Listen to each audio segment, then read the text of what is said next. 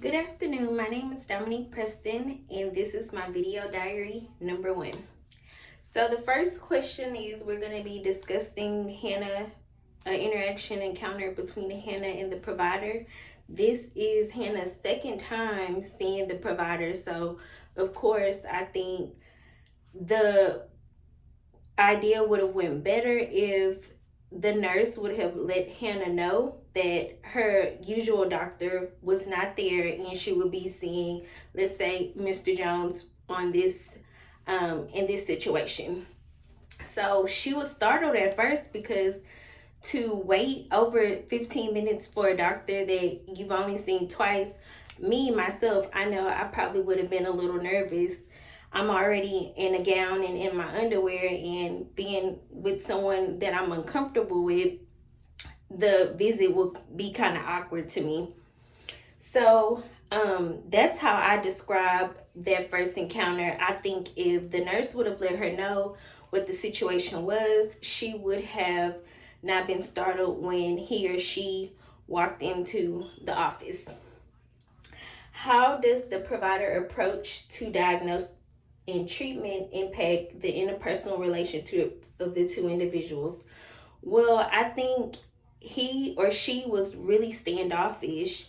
It seemed like he wanted to get out very fast, so he didn't take into consideration what she thought might be the issue or anything. It was just, well, I think it's gas problems. Give you a prescription. Have a good day. So it seemed like he was trying to be very short and sweet and get out to the next patient. I know with the pandemic and everything going on, doctors probably don't have time for a lot of one-on-one conversation, but that one-on-one conversation could make or break the patient's relationship in whether or not they'll continue to come back to that office. What are the nonverbal behaviors and environmental factors that may be contributing to the patient's attitude, perceptions, and communication? Again, the doctor being short and sweet, them not communicating, letting them know that the doctor that she normally sees isn't in today or busy with the patient. Identify an example of the provider's communication behaviors that contribute negative to the communication exchange. Explain.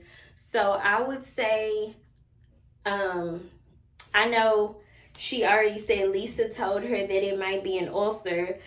I know as adults, as soon as we get a cough or we want to Google and WebMD it, but just if he would have tested for ulcer or actually looked more into it, who knows? It could have been that. I myself, with this whole COVID, I cough and I'm instantly scared looking up COVID symptoms like, oh my God, do I have it? Do I need to go get tested? So, of course, we jump to conclusions because the internet tells us we're going to die after a disease that we see online. But I think that if he wouldn't have pushed it off so fast, that conversation would have been way better than what it did be. What would you recommend to help build trust in the patient-provider relationship? I think coming in and letting them know, hi, Hannah, I know, long time no see. Instead of saying sorry that you're having this issue, I would have apologized for taking so long and also made her feel comfortable, started a conversation, maybe asked her how her family's doing, how she's feeling, what seems to be the problem, more of an engagement conversation than straight to the point when he or she arrived into the office. Describe a time when you interacted with a provider and you felt dismissed or dissatisfied with your care. With my second pregnancy, I told my doctor a lot that I experienced so much pain. I've been pregnant before, and of course, every pregnancy is different. But with this pregnancy, I felt so much pain, and it was so close to my due date. I just thought maybe it would be a better idea for me to be induced instead of me having so much pelvic pain. She did not want to hear it. She was just saying that I was complaining. I needed to stop. All pregnant women go through this. And in my head, I'm like, all pregnant people do not go through this. I did not have any of these issues with my first pregnancy. I felt as though something was wrong with me. So I felt as though my doctor could have listened, could have helped the problem, whether it be recommending a chiropractor or anything to help alleviate the pain, but she completely just pushed it off. So if I was to ever have another baby, I would not go back to that doctor. I would not recommend her because the bedside manner was not up to par and was not the best.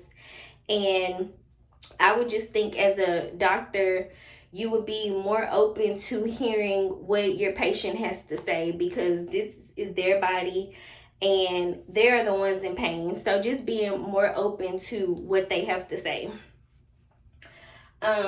What did you do to resolve this?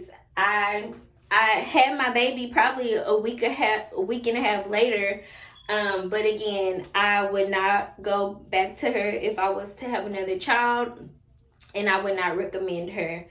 I do think that as doctors, they get away with a lot of things. They are paid high dollars, so short conversations that they have to have with the patients, I think, should be a little more engaging. And that is my opinion on video 1. Thank you.